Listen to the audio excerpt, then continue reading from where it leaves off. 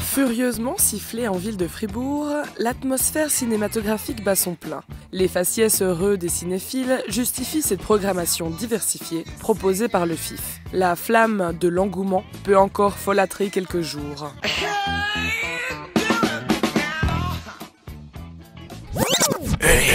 En présentant au festival une section intitulée « Nouveau territoire Madagascar », Thierry Jobin était audacieux, mais en présentant 3 séries de courts-métrages réalisés pour certains par de purs autodidactes, Thierry Jobin a pris un risque. Et la prise de risque paye. C'est avec un grand plaisir que nous allons vous offrir aujourd'hui un panorama des courts-métrages malgaches à Fribourg. Le cinéma d'animation est tout d'abord celui qui nous a le plus intrigués. En effet, réalisé avec des moyens très limités, projetés dans l'intimité, ces projets auraient pu ne jamais décoller. Mais Thierry Jobin a rencontré Laza, qui lui a conté son histoire et l'a convaincu de laisser une chance au cinéma de son pays, à Fribourg. Laza, c'est un peu le survivant des films malgaches, la personne qui se bat pour donner un sens à sa vie et à ses créations, à l'image des films qu'il nous propose. Dans ces films d'animation, les personnages sont remplis de poésie, d'histoire, de mythes et aussi d'humour et d'amour.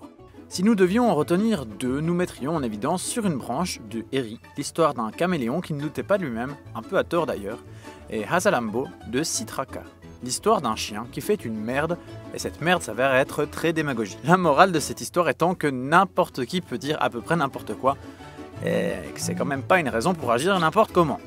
Ces très courts, très moralistes toujours, nous ont fait sortir légers et bien heureux d'avoir découvert le cinéma court malgache.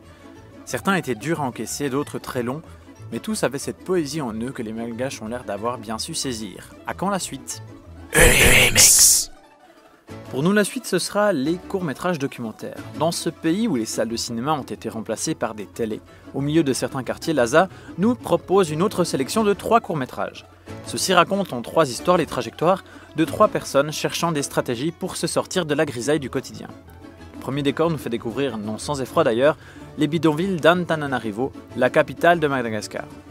Un père de famille de 6 enfants tente d'égayer le quotidien de ses proches en leur achetant une télévision au prix d'un travail dégradant, très mal payé et se privant lui-même de nourriture pour réussir à satisfaire ses proches. La vie d'un ramasseur de plastique dans les champs d'ordures d'Antananarivo, voici ce que nous découvrons dans ce premier documentaire très prenant. Le deuxième court-métrage nous conte l'histoire d'un inventeur fou qui a eu l'idée, un peu saugrenue, toujours à Antananarivo, de fabriquer du goudron avec des sacs plastiques. Il se bat alors pour présenter son idée qui ne fait pas l'unanimité parmi les lobbyistes de la capitale malgache. Il est actuellement en discussion pour garnir certains quartiers de la ville d'Antananarivo avec son goudron très spécial. Son idée fait rêver, à quand la suite ? Le troisième film, Mad in Switzerland, est le projet d'un jeune malgache venu faire ses classes à Genève pour pratiquer le cinéma. Manque de bol, pas de logement. À Genève, en même temps, il n'y a pas de miracle. Il va rencontrer alors Cyril, qui va l'héberger dans son appartement, et lui montrer aussi le revers de la médaille de sa ville. Des gens dans une certaine précarité, mais toujours heureux. La suite, eh bien, ce sera lundi dans notre dossier spécial, avec une émission entièrement consacrée au FIF, avec un interview également très spécial, puisque Cyril viendra nous parler de son cochon radioactif pour ceux qui ont vu le film. Et pour ceux qui ne l'ont pas vu, réjouissez-vous, vous pourrez en avoir un avant-goût. Il passera dans certaines salles de Suisse romande, mais faites attention, il se fait rare.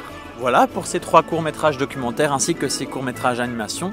Si vous avez l'occasion d'en revoir certains, n'hésitez pas, ils sont tous absolument succulents et nous ont procuré beaucoup de plaisir. Allez, adios et à demain!